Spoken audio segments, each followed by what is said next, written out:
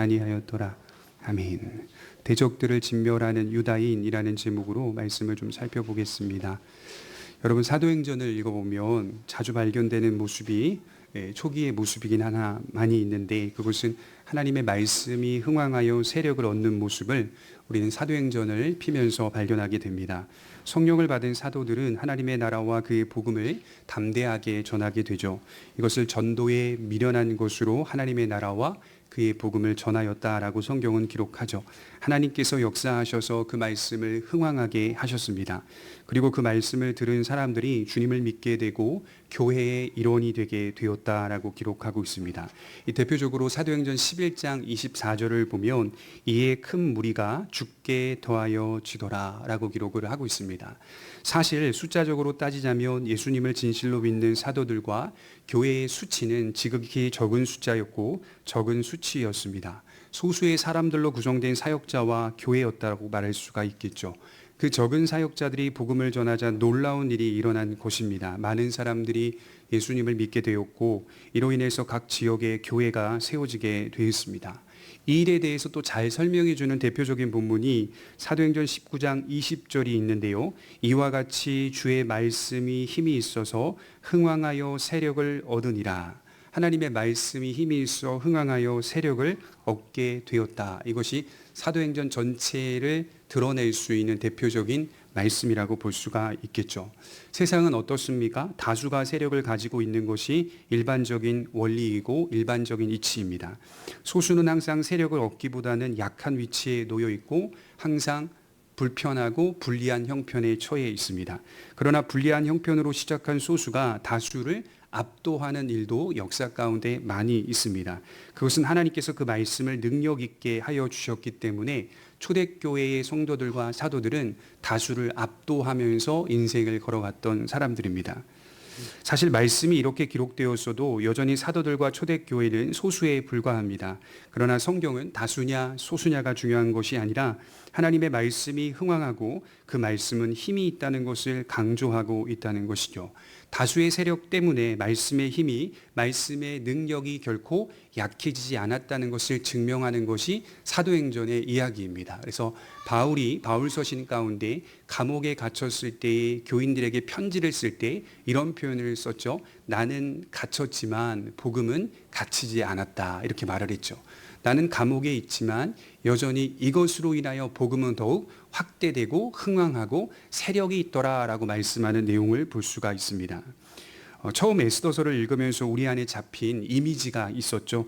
그것은 유다인을 미워하는 대적들이 세력을 잡고 이 역사를 주도해 가는 것처럼 보였다는 말입니다. 그러니까 하나님의 백성들은 어쩔 수 없고 불리하고 어려운 형편 속에 놓여서 마치 역사 속에서 끌려가고 있는 듯한, 당하고 있는 듯한 모습을 보인 것이 에스더서 1장부터의 내용이라고 볼 수가 있겠죠. 그래서 원수들의 잔치, 원수들의 계획, 음모, 실행 등이 아주 돋보이는 것이 1, 2장, 3장 이어지면서 계속 나오고 있는 내용입니다. 당할 수밖에 없는 불리하고 연약한 형편의 놓인 자들은 하나님의 백성들이었다라고 하는 것을 처음부터 밝히고 있습니다. 그래서 주도권을 아하수에로나 하만이나 하만의 세력들이 끌고 오는 모양새를 우리에게 보여주었습니다. 대적들의 세력이 흥왕해 가는 것을 볼 수가 있다는 말입니다.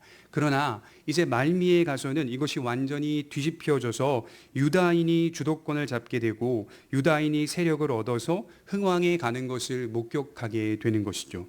주도권이 원수들에게서 유다인에게로 옮겨지고 있다는 것을 우리가 에스더서 마지막에서 살펴보고 있는 겁니다. 그래서 1절은 이렇게 시작하고 있죠. 아달월 곧 12째 달 13일은 왕의 어명을 시작하게 된 날이라. 유다인의 대적들이 그들을 제거하기를 바랬더니 유다인이 도리어 자기를 미워하는 자들을 제거하게 된 그날에, 제가 기다리던 운명의 날이 도래했습니다. 그날은 아달월 13일이라고 분명하게 말하죠. 태양력으로는 3월이고 유대력으로는 12월 13일로 볼 수가 있습니다. 그러면 아달월 12째 달 13일이 무슨 날입니까? 하만의 첫 번째 조서가 시행되는 날입니다. 이 첫 번째 조서의 내용은 무엇입니까? 3장 13절에 보면 바사에 흩어져 사는 민족 누구든지 유다인들을 진멸할 수 있고 도륙하며 그들의 재산을 약탈할 수 있다라고 명령하고 있는 하만의 첫 번째 조서가 시행되는 날이 12째 달 13일이다 이렇게 표현하고 있어요. 또한 이날은 참 아이러니하게 하만이 처형된 후에 모르드게가 쓴 두 번째 조서가 시행되는 날이기도 합니다. 서로 반대되는 조서가 한 날에 동시에 적용되는 날이었다는 것이죠. 이날에 유다인 스스로가 서로 모여 방어하고 유다인을 공격하는 자들을 되려 진멸하고 도륙하여 재산을 탈취할 수 있음을 8장 11절에 분명하게 명령하고 있습니다. 이처럼 서로 다른 조서가 같은 날에 시행되는 모습을 보이고 있다는 것이죠.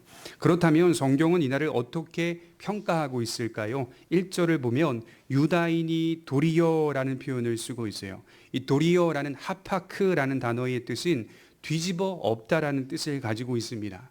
하만이 처음 갖고 있었던 그 모습, 그 꾀 그대로를 온전히 뒤집어 엎어서 이제는 유다인들이 대적들에게 이와 같이 실행하고 있다는 것을 말해주고 있는 말씀입니다. 다시 말해서 그대로를 뒤집었다는 겁니다. 악인들의 꾀 그대로를 동일하게 아주 흡사하게 그대로 뒤집어 놨다 이렇게 이야기하고 있는 것이 도리어라는 단어의 뜻입니다.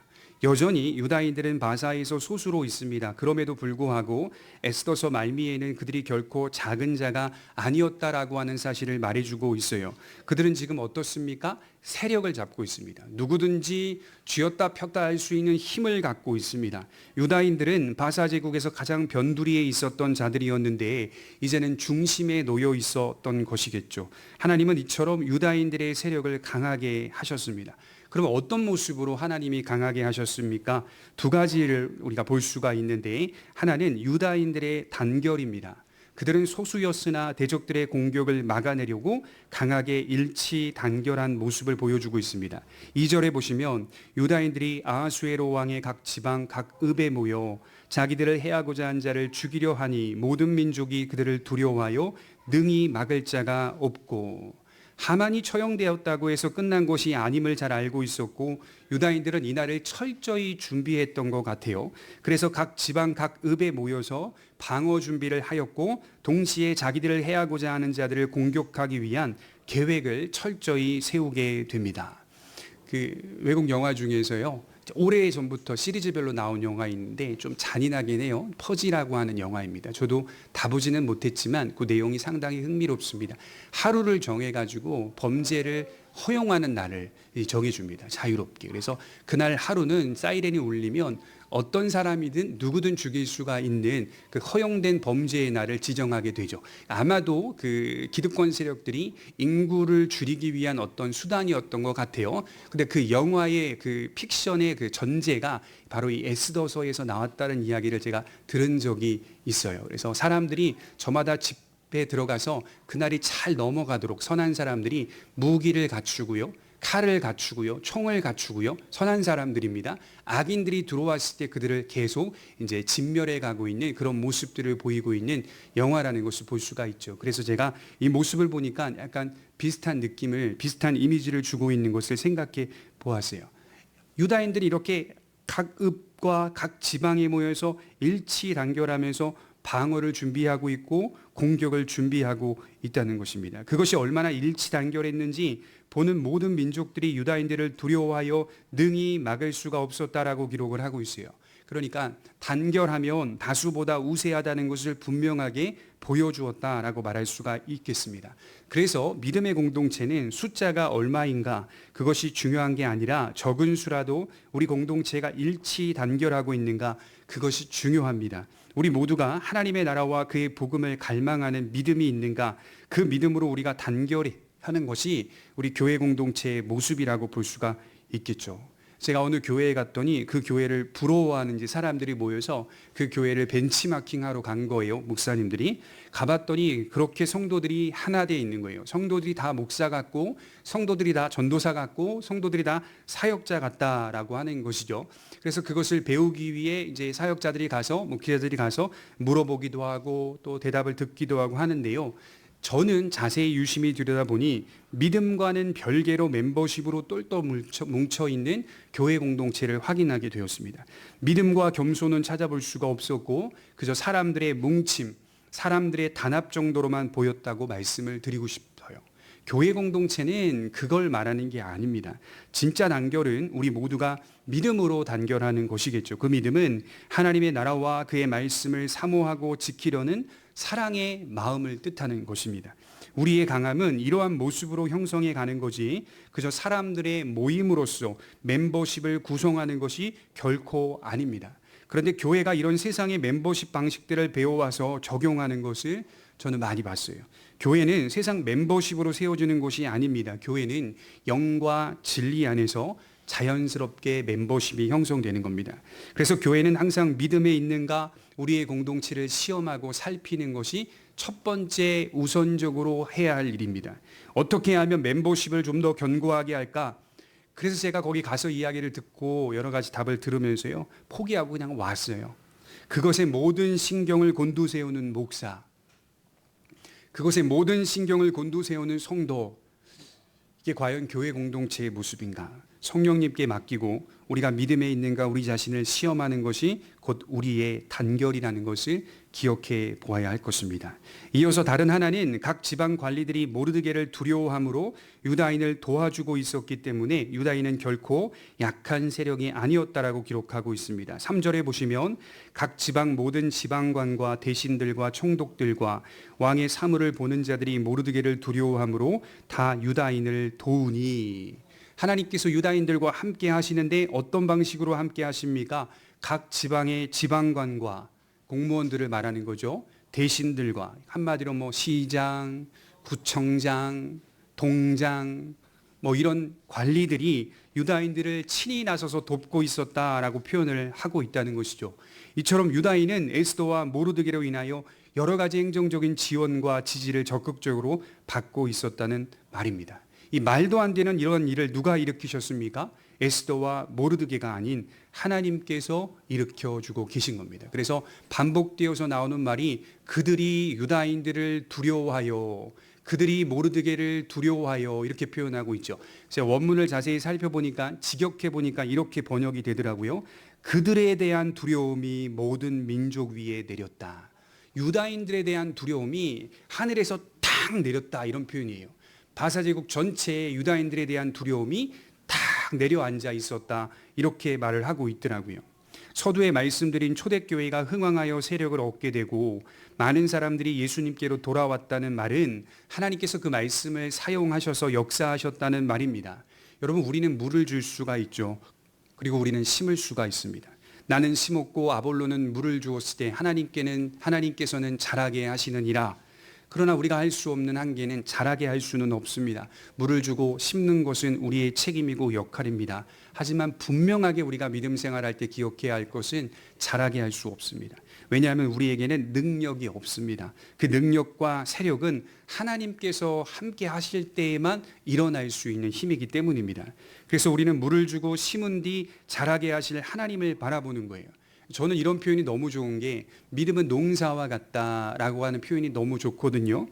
결국 모든 제반시설을 다 갖추는 건 누가 하죠? 농부가 합니다. 수로를 파고 씨를 뿌리고 여러 가지 적합한 환경을 만들고 다 농부가 거의 대부분을 합니다. 그리고 농부의 마지막은 하늘을 쳐다보는 거라고 해요. 하늘을 바라보는 겁니다. 이렇게 내가 했어도 때에 적합한 시기와 타이밍에 이 곡식들이 자라 열매를 맺지 않는다면 말짱 도루묵이다, 이렇게 표현할 수가 있겠죠. 모든 일들이 적합한 환경과 시기와 때에 열매를 맺도록 하나님께 맡기는 겁니다. 우리가 해야 할 일은 내가 지금까지 했던 모든 일들의 과정과 동기를 자세히 반성하는 것뿐이에요. 돌아보는 겁니다. 내가 지금까지 신앙생활하면서 어떤 동기로 물을 뿌렸는가, 어떤 동기로 심었는가, 어떤 과정으로 물을 주었는가, 하나님을 바라보고 섬겼는지를 반성하는 겁니다. 그리고 더 나은 그리스도인으로 서기를 간절히 바라면서 하나님의 역사를 기대하면서 기다리고 하늘을 바라볼 뿐입니다. 그래서 세력이라고 하는 것은 하나님께서 주셔야만 강력해지는 것입니다.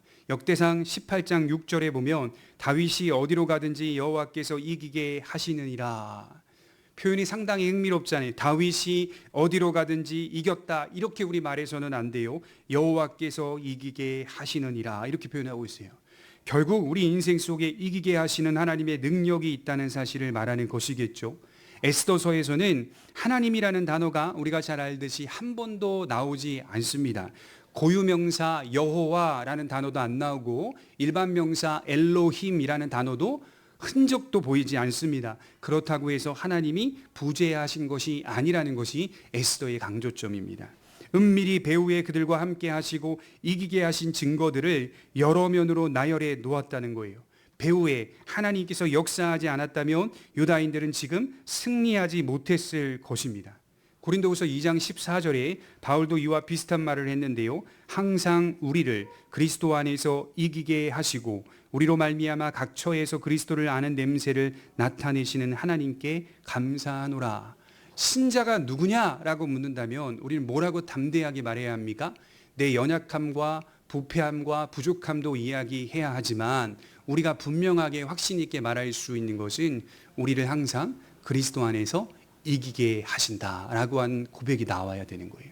우리를 항상 매일매일 이기게 하고 계신다. 그건 내 노력이나 내 부지런함이 아니라 나의 섬김 때문이 아니라 그리스도 안에 내가 머물러 있기 때문이다라고 하는 분명한 확신이 있어야 되는 겁니다.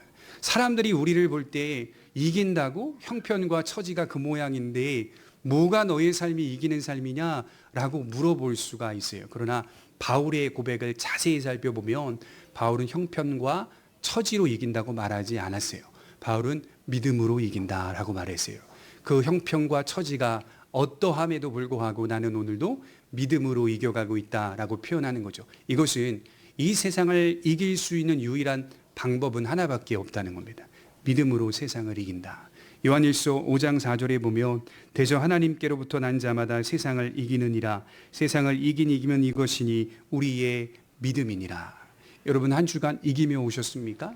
나는 형편과 처지가 달라진 게 없는데 그거 보지 마시고요. 우리의 자신, 우리의 신앙생활의 모습, 우리의 중심을 보면서 내가 한 주간 이기며 왔는가를 좀 점검하시는 지혜로운 성도들이 되셨으면 좋겠어요. 항상 우리를 그리스도 안에서 이기게 하시는 하나님께 감사하노라. 바울도 역시 이기게 하시는 하나님이 계시기 때문에 내가 이 사역을 마칠 수 있었고 이길 수 있었다라고 말하고 있습니다. 이것은 시상식에서 상을 탄 배우가 잠시 나와서 이야기하는 정도가 아닙니다. 여러분 우리나라 보면요, 어느 때가 돼서요, 이 연말에 시상식 하는 거 보면 배우들이 나와서 그렇게 많이 하나님을 거론해요. 다 보시죠. 이제는 이게 마치 대중화되어서 많은 연예인들이 예수님을 믿고 있다는 것을 그들의 고백을 통해 확인하게 됩니다. 그래서 저는 나름대로는 감동을 받고 또 굉장히 은혜를 받는 경우도 있습니다. 그런데 제가 거기에서 좀 아쉬움을 느낀 게 있어요. 대체로 배우들은 나와서 단 한 번 정도 잠깐 하나님을 거론하고 쓱 지나갑니다. 하나님께 감사합니다. 하나님께 영광 돌립니다. 이렇게 표현하고 지나갑니다. 김성주 아나운서만 지난번 시상할 때 보니까 제 이름이 십자가입니다. 이렇게 표현하면서 그 내용과 함께 하나님께 감사합니다라고 표현을 잠깐 하고 넘어가는 걸 보았어요. 연예인들이 어떤 믿음인지는 제가 알 수가 없어요. 그런데 보다 분명하게 우리가 복음을 전하려면 하나님이 누구신지를 잠시나마 좀 설명하며 감사하면 좋겠다라는 생각들을 좀 해보게 되었습니다. 몇 년 전에 제가 덴젤 워싱턴이 소감을 말하는 영상을 보았는데 그는 하나님에 대한 구체적인 감사로 자신이 상을 탄 것의 소감을 말합니다. 그리고 이렇게 말을 하더라고요. 그분은 언제나 오르시고, 이렇게 시작을 하더라고요. 하나님은 언제나 오르시고 그분은 자신을 지금 있게 하셨고 그분은 나를 여기까지 인도하셨으며 울게 하셨고 상처받게 하셨고 아파하게 하셨다. 그 모든 것들 속에 가장 귀한 하나님의 사랑을 발견하게 하셨다. 이렇게 고백을 하고 있더라고요. 정말 크게 감동을 받았습니다. 이처럼 하나님께서 오늘 유다인을 강하게 하고 계셨다라고 하는 사실을 확인하고 있다는 것이죠. 우리가 두 번째로 생각해 볼 것은 세력을 잡았지만 바르게 사용하는 유다인들의 모습을 확인해야 합니다. 어떤 사람들은 말하기를 9장을 보니까 읽기 싫대요. 9장을 읽기 싫대요. 왜 그러냐? 무자비한 학살. 어떻게 하나님의 백성들이 무자비하게 학살할 수 있느냐? 9장을 읽기 싫다고 말하며 비판하는 분도 봤어요. 5절과 6절 보시면 유다인이 칼로 그 모든 대적들을 쳐서 도륙하고 진멸하고 자기를 미워하는 자에게 마음대로 행하고 유다인이 또 도성 수산에서 500명을 죽이고 진멸하고. 어떤 이미지가 주어집니까? 유다 백성들이 마구잡이로 도륙하고 있는 이미지가 주어진다는 말이에요. 그래서 독일의 학자들은 이 본문 안 봅니다. 인정 안 합니다. 하나님의 백성들은 이건 잘못된 모습이다라고 철저하게 자유주의 신학자들은 비판합니다. 그러나 우리는 그렇게 비판하지 않습니다. 당연하게 받아들이고 이것이 마땅한 신앙의 행위다라고 받아들인다는 것이죠. 그래서 그냥 읽으면 잔인한 유다인의 모습을 읽을 수가 있습니다. 그래서 비윤리적인 모습에 대해서 비판하는 글을 많이 보았습니다. 하지만 그것은 매우 오해가 있는 내용입니다. 성경을 바르게 읽으면 비윤리적인 요소라고 말할 수가 없다는 말이에요. 세 가지로 제가 증명해 드릴게요. 첫째는 유다인들이 공격하는 대상은 누구든지가 아니었다는 거예요. 유다인들을 공격하는 대상으로만 한정이 되어 있습니다. 유다인들을 치려하는 자들에 한해서 진멸하고 있다라고 기록을 하고 있어요. 그러니까 지금 유다인들은 마음대로 할 수 있는 세력을 잡고 있지만 그 세력을 정당 방위에만 사용하고 있다는 거예요. 그래서 1절을 다시 보시면 자기들을 미워하는 자들을 제거하게 된 그날에 한정이 되어 있습니다. 그래서 이것은 비윤리적인 모습이 아니라 마땅한 모습이라고 할 수가 있습니다. 두 번째로는 대적들을 진멸했으나 그들의 재산에는 손대지 아니하였다는 것이죠. 여러분 10절을 보시면 재산에 손대지 아니하였다라고 표현을 하고 있습니다. 15절에 보면 재산을 손대지 아니하였다라고 표현하고 있어요. 읽어보면 죽였으나 10절에 그들의 재산에는 손을 대지 아니하였더라. 15절에 도륙하되 그들의 재산에는 손을 대지 아니하였더라. 보통은 승리한 자들이 패배한 자들의 재산을 취하는 게 맞아요. 왜 맞냐면 8장 11절에 모르드게가 이 조서를 쓸 때 도륙하고 뭐라고 표현합니까? 8장 11절에 재산을 탈취할 수 있다라고 명령하고 있다는 말입니다. 충분히 재산을 가져올 수가 있어요. 전쟁에서 이긴 자는 패배한 자들의 전리품을 취하고 또 그것을 갈망한다라고 해요. 하지만 유다인들은 재산에는 전혀 관심이 없었습니다. 재산의 목적이 있었던 것이 아니었기 때문입니다. 그래서 이렇게 정의할 수가 있어요. 이 전쟁은 탐욕에 물든 사사로운 전쟁이 아니었다. 이렇게 말할 수가 있습니다. 그럼 어떻게 이 전쟁을 이해하고 있었는가? 여러분 사무엘상 15장을 한번 찾아보겠습니다. 사무엘상 15장 3절입니다. 유다인들이 어떻게 이 전쟁을 이해하고 있었는지 사무엘상 15장 2절과 3절을 읽어보도록 하겠습니다. 이스라엘 백성들과 아말렉 자손들과의 전쟁인데요. 사무엘상 15장 2절과 3절입니다.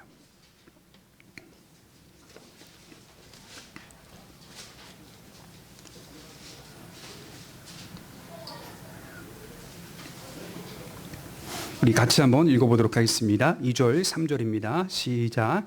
만군의 여호와께서 이같이 말씀하시기를 아말렉이 이스라엘에게 행한 일 곧 애굽에서 나올 때에 길에서 대적한 일로 내가 그들을 벌하노니 지금 가서 그들의 모든 소유를 남기지 말고 진멸하되 남녀와 소아와 젖 먹는 아이와 우양과 낙타와 나귀를 죽이라 하셨나이다. 여러분 이 전쟁의 성패가 어떻게 났죠? 이스라엘이 승리했습니다. 왜 하나님께서는 사무엘을 통해 사울 왕에게 아말렉과 전쟁하라, 그리고 그들을 전체적으로 진멸하라, 헤렘 아무것도 남기지 마라, 전리품도 취하지 말라, 분명한 진멸을 구해. 이유가 뭐죠? 하나님의 거룩한 백성들을 그들이 공격했기 때문이거든요. 처음부터 그들은 계속 괴롭혔기 때문에 그들을 진멸하지 않을 수가 없어서 하나님은 사무엘에게 사울왕에 대한 말씀을 주셨는데 진멸하라, 남기지 말라라고 말을 했어요. 그런데 이스라엘이 이겼습니다. 문제는 어디에 있었냐면 사울이 아각을 살려주게 되었고 아말렉이 갖고 있었던 좋은 재산, 전리품들을 그대로 취하게 됩니다. 여기에 문제가 있었다는 거예요. 이것은 육체적으로는 승리했지만 영적으로는 패배한 전쟁이었다는 말입니다. 영적으로 패배, 이 일로 인해서 하나님은 사울왕을 세운 것을 후회한다라고 표현했어요. 사울은 전리품을 취함으로 왕권을 상실한 자가 되었고 모르드게와 유다인의 백성들은 전리품을 취하지 않음으로 하나님의 승리를 맛보게 되었다라고 표현할 수가 있겠죠. 어떤 전쟁을 말하는 거죠? 아말렉과의 전쟁이 오늘 에스더서에서 그대로 성취되고 있는 겁니다. 다시 말해 유다인들이 오늘 에스더에서 보이고 있는 이 승리의 전쟁은 오래전에 수세기 전에 영적으로 패배했던 아말렉과 이스라엘과의 전쟁을 원상태로 회복시키는 전쟁이었다. 이렇게 말씀을 드릴 수가 있다는 거예요. 그러니 유다인들의 입장에서는 이 전쟁에 탐욕을 부릴 시간이 없어요. 수세기 전에 우리의 조상들이 실패했던 그 전쟁을 원상태로 회복해야 하기 때문에 아각 사람 함무다다의 아들 하만이 누구 자손입니까? 아말렉 자손이거든요. 그 전쟁을 승리를 통하여 온전히 하나님의 뜻에 맞는 승리를 통하여서 회복해 가고 있는 것을 우리에게 보여주고 있다는 것입니다. 그러므로 지금 유다인의 모습은 비윤리적인 모습이라고 몰아붙여서는 안 됩니다. 이것은 신앙의 전면전이고 신앙적 전쟁이었다라고 말할 수가 있어요. 그래서 유다인들은 오직 정당 방위만을 위해서 사용하고 있고 이것을 신앙의 전쟁으로 이해하며 나아가고 있다라고 할 수가 있겠죠.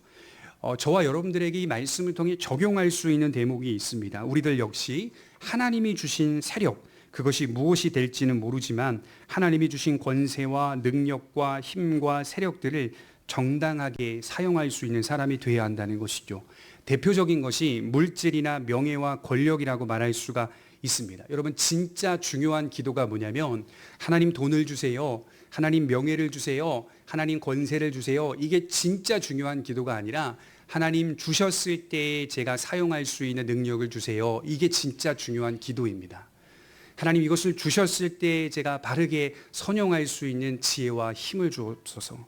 그것을 주신 목적은 정당하게 사용하기 위함이라고 말할 수가 있습니다. 믿음은 구원만 주지 않고 믿음은 이 세상 모든 것들을 바르게 사용할 수 있는 지혜를 줍니다.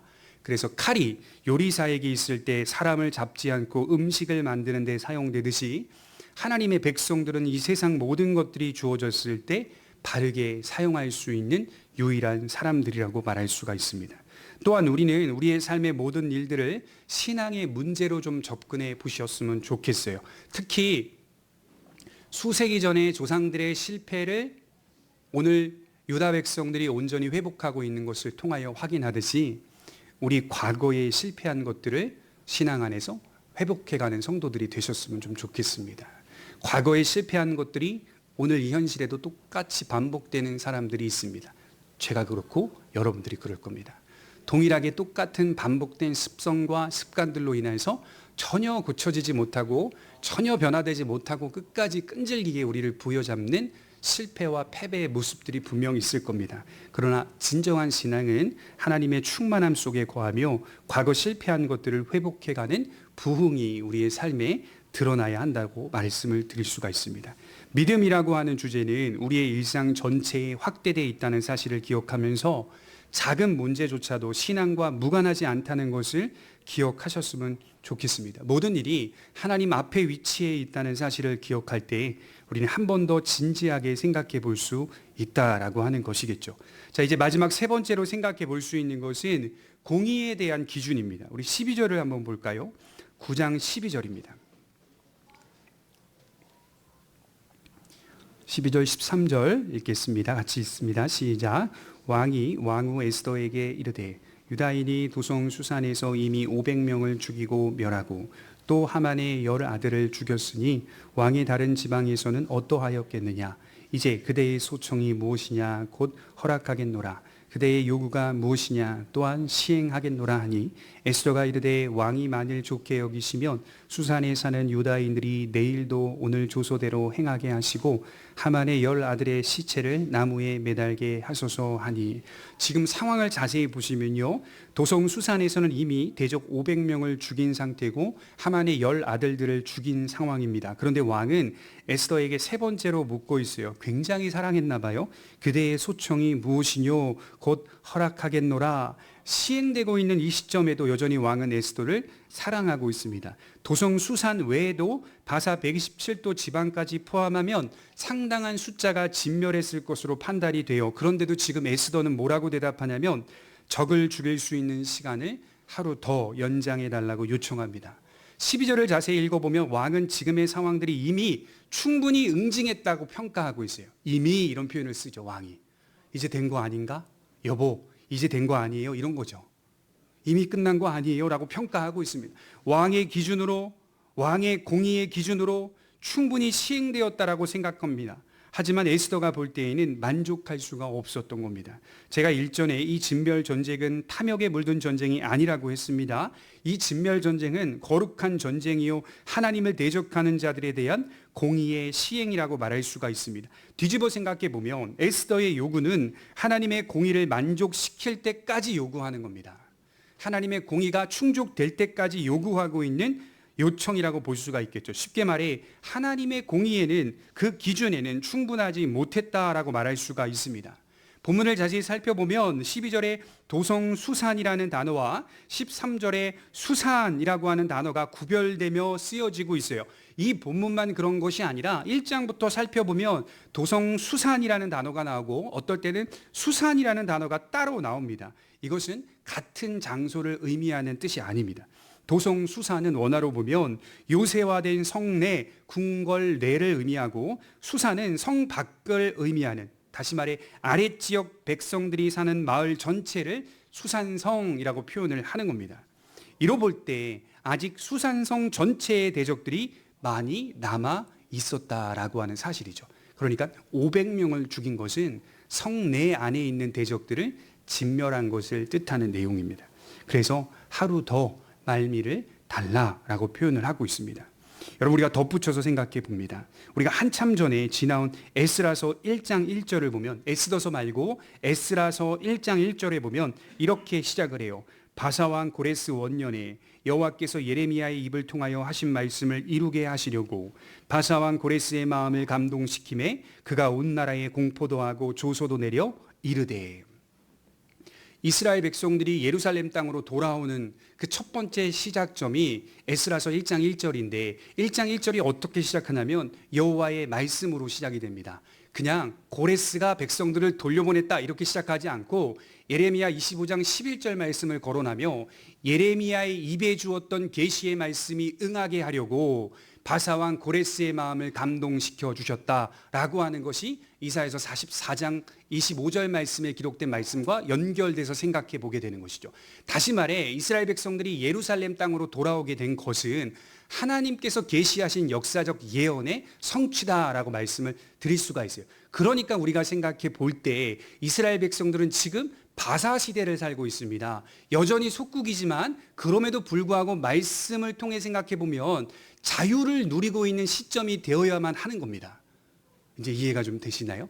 자유를 누려야 돼요. 해방을 누리고 있는 시점이 되어야만 합니다. 왜냐하면 하나님이 예레미야의 입을 통하여 계시하신 말씀은 70년이 차면 이스라엘을 바벨론 포로기에서 돌아오게 하실 것이다라고 하는 말씀을 분명히 주셨기 때문에 지금은 바벨론이 지나고 바사 시대이기 때문에 이스라엘에게는 마땅히 자유가 주어져야 하는 것이 마땅한 겁니다. 이런 하나님의 계시를 정면으로 대적하는 자들이 누구였다는 말입니까? 하만과 그의 대적들이었다는 말이에요. 그래서 하나님의 공의의 기준으로 볼 때에는 이건 하나님의 계시를 대항하고 있는 대적들의 모습이기 때문에 하나님의 기준에는 공의가 불충분하였다라고 볼 수가 있겠죠. 철저히 진멸하시겠다라고 하는 것, 하나님의 말씀을 대적하니 다시는 하나님의 계시와 이스라엘을 괴롭히지 못하도록 하시는 하나님의 공의를 시행해야 한다라고 분명히 보았다고 말씀을 드릴 수가 있습니다. 그래서 한편으로는 에스더는 하나님의 말씀에 사용되는 도구였다라고 우리가 정의할 수 있다라고 할 수가 있겠죠. 그래서 우리는 여기서 인간적인 공의와 하나님의 공의가 다르다는 것을 확인하게 됩니다. 에스더의 청원은 하나님의 공의를 만족시키기까지 요구한 청원이라고 볼 수가 있어요.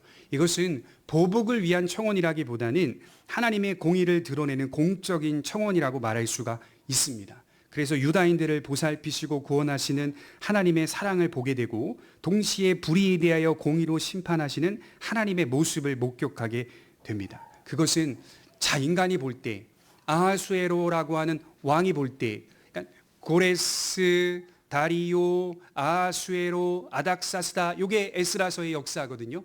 그러니까 지금 에스더서는 어느 시점에 쓰여져 있는 겁니까? 고레스, 다리오, 아하수에로, 아닥사스다 그 사이에 껴있단 말이에요. 그 사이에 이스라엘 백성들은 이미 계시를 통하여 자유를 어느 정도 누려야 되는 그 시점에 지금 하만의 세력들은 하나님을 향하여 대적하고 있고 그 계시를 대적하고 있는 장면이라고 볼 수가 있습니다. 왕이 볼 때에는 이건 충분히 공의가 시행이 다 되고도 남을 만한 충분한 시행이라고 보았지만 이건 인간적인 기준이었다는 거예요. 하나님의 공의의 기준에는 전혀 채워지지 않았다라고 하는 것을 볼 수가 있습니다. 그래서 여러분, 공의라고 하는 기준은 인간이 세우는 게 아닙니다. 공의의 기준은 하나님이 세우는 겁니다. 그래서 누군가를 구원하는 것도 어떤 사람이 볼 때 저 사람 구원하면 안 돼라고 말할 수 있지만, 우리가 흔히 예전에 정말 속상하고 실망했던 게 밀양이라는 영화 같은 경우 실망을 했잖아요. 자녀를 죽인 범죄자를 그래도 마음으로 전도연 씨가 용서하고자 교도소에 갔는데 그 사람이 그 앞에서 한다는 소리가, 나는 이미 아주 얼굴도 아주 그냥 윤기가 잘하고요, 나는 하나님께 용서받았다, 나는 죄사함 받았다, 이렇게 먼저 피해자의 가족 앞에서 그렇게 얘기하면서 화가 치밀어 돌아왔는데요, 그 영화가 끝나고 많은 사람들이 기독교에 대해서 반감을 가졌습니다. 그런데 여러분, 가만히 생각해 보십시오. 우리는 그냥 반감만 가질 게 아니라 진리를 객관적으로 놓고 보자면 그 사람이 구원받을 수 있는 것은 사실입니다. 아무리 큰 범죄를 저질렀다 하더라도 그 사람이 복음 안에서 용서받는 것은 사실입니다. 다만 그 사람이 제대로 된 용서를 받은 사람이라면 피해자 앞에서 그렇게 말할 수 없었겠죠. 은혜를 받은 자는 그렇게 하지 않으니까. 그건 거짓된 믿음이라고 말할 수는 있겠죠. 그러나 복음 안에서 생각해 보면 복음은 충분히 그를 용서할 수 있고 구원할 수 있습니다. 우린 그 사실을 믿고 이 자리에 앉아 있는 것 아니겠습니까? 인간적인 공의로 생각해 보자고요. 구원받으면 안 되는 겁니다. 그 사람은. 인간적인 공의로.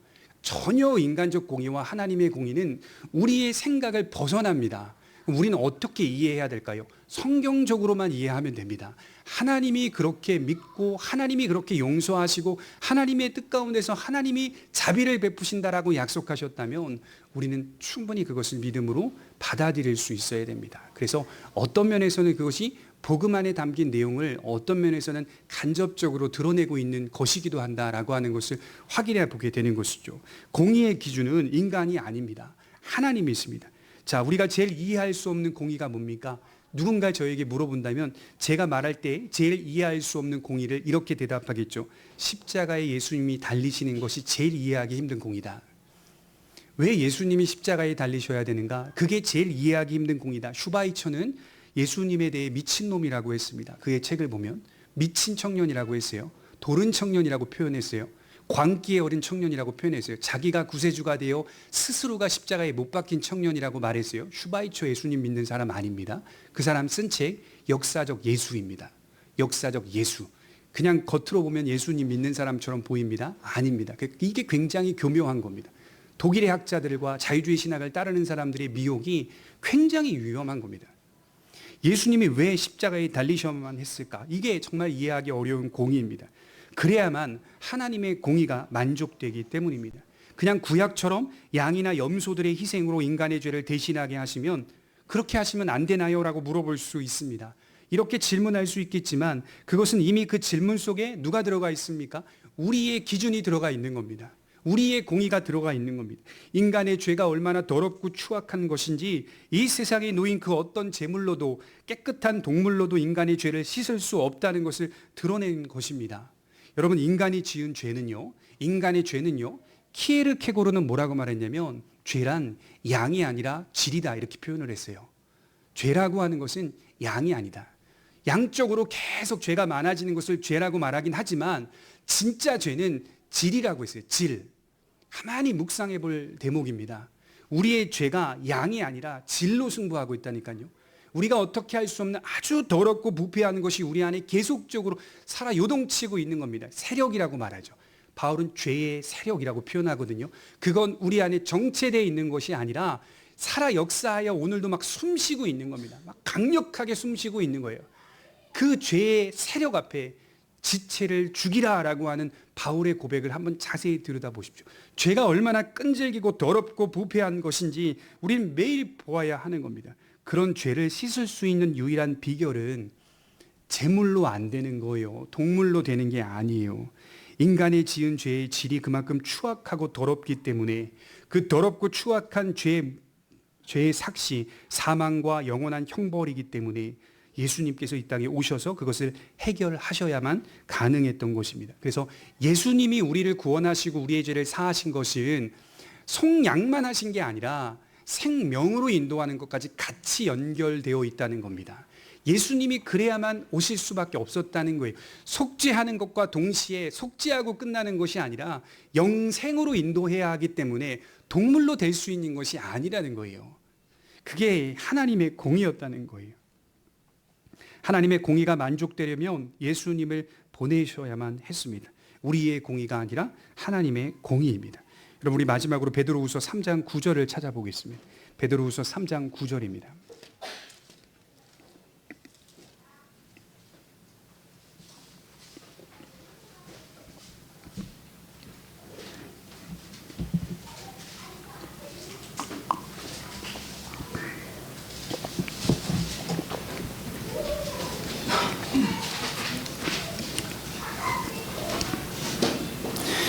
같이 한번 읽어보겠습니다. 천천히 읽겠습니다. 시작.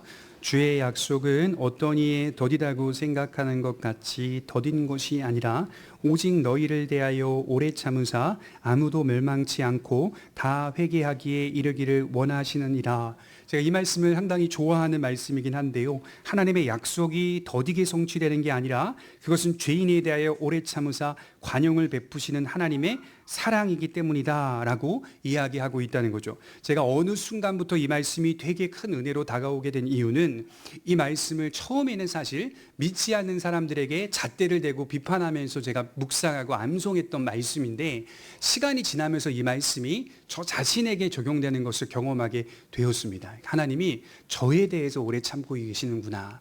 약속이 더딘 것은 저에 대해서 오래 참는, 우리에 대해서 오래 참으시고 우리를 사랑하셔서 다 회개하여 아무도 멸망치 않게 되기를 원하시는 그 마음을 하나님이 저에게 알리고 계시는구나 라고 하는 것을 깨달으면서 더 하나님 앞에 회개하게 되고 더 하나님 앞에 말씀으로 살게 되는 것을 경험하게 되었다는 것이죠. 여러분, 약속이 더딘 게 아닙니다. 하나님이 우리를 사랑하시기 때문에 오래 참고 계시는 겁니다. 하나님의 공의가 실현될 때에는 아주 신속하게, 분명하게, 오늘 에스더 말씀처럼 분명하게 하루도 말미를 주십시오. 그러면 싸그리 속가내어서 다 진멸해 버리겠습니다 라고 요구한 에스더의 모습처럼 시행이 될 때에는 아주 신속하게 시행이 됩니다. 그러나 시행되기 전까지는 하나님이 오래 참으시는 시간입니다. 하나님이 죄인들을 위하여 오래 참으시고 죄인들을 사랑하시는 시간이고 죄인들을 회개케 하시는 시간이라는 사실을 기억하며 우리가 믿는 겁니다. 우리는 이런 하나님의 공의를 분명하게 믿고 더딘 것 같은 오늘 이 현실에서 우리를 향한 하나님의 사랑과 오래 참으심으로 이해하여서 회개하며 그분의 영광을 위하여 살아가야 하는 겁니다. 그래서 성도에게 가치관은, 성도에게 세계관은 나의 경험이나 나의 생각이나 나의 기준이 아닙니다. 그러니까 우리가 계속 싸워야 될 게 뭐죠? 우리의 경험이나 우리의 기준과 싸우는 겁니다. 교회 와서도 우리의 경험을 먼저 얘기하는 분들, 우리의 기준을 먼저 얘기하는 분들, 저뿐만 아니라 모든 성도들이 그렇게 하는 실수입니다. 그걸 계속 싸우면서 우리의 기준은 하나님의 말씀입니다. 하나님이 그렇다 여기시는 것, 하나님이 옳다고 여기시는 것을 옳다고 볼 수 있는 눈을 갖는 게 신앙입니다. 그리고 내 경험과 내 통계를 내려놓는 겁니다. 그 신앙의 내용의 중심에는 하나님은 언제나 정의로우신 분이 아니라 옳으신 분입니다. 의로우신 분이시기도 하죠. 하지만 밑바탕에는 하나님은 옳으신 분입니다. 그것은 역사가 그렇게 증명해 왔고 오늘도 역사가 항상 그렇게 흘러가고 있는 것입니다. 기도하도록 하겠습니다.